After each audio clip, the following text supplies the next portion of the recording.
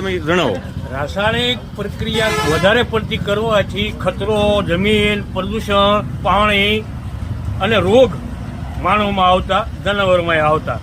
ઘાસનું ખડમાં દવા ખૂબ છાંટે, ઉપરથી રાસાયણિક પ્રક્રિયા, ખાતર, દવાઓ અને પૂરો બહુ ભરપૂર એનો ઉપયોગ કરવાથી જમીનનો પોતમાંથી ગૌણ તત્વો નાશ પામ્યા.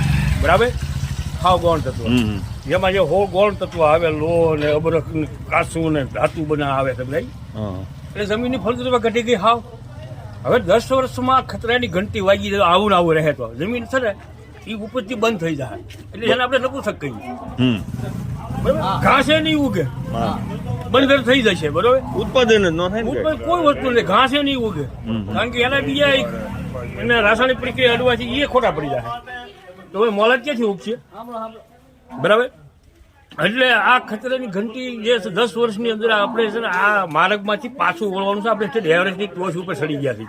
હવે ટૂંકમાં એનામાંથી પાછું વળવા માટે શું કરવાનું? એના માટે પાછું વળવા માટે ઓર્ગોનિક ખેતીમાં ફરજિયાત કરવી પડશે. ખેતી પ્રધાન દેશ ભારત એક કે જ્યાં 70% લોકો તો ખેતી જોડાયેલા છે. આ એક જ દેશ એવો આખા વિશ્વમાં છે, અને ખેતી ઉપર બધી ઇકોનોમી છે ભારતની. અહીં મોસમી દેશ છે, અહીં બધા મોસમમાં બધા ફળ ફૂલ નોખા બધા બધી આવે છે, 6 ઋતુ અનુભવાય છે.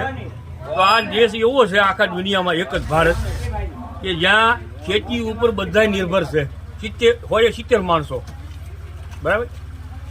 સરસ લ્યો, ખૂબ ખૂબ આભાર. આભાર. Thank you.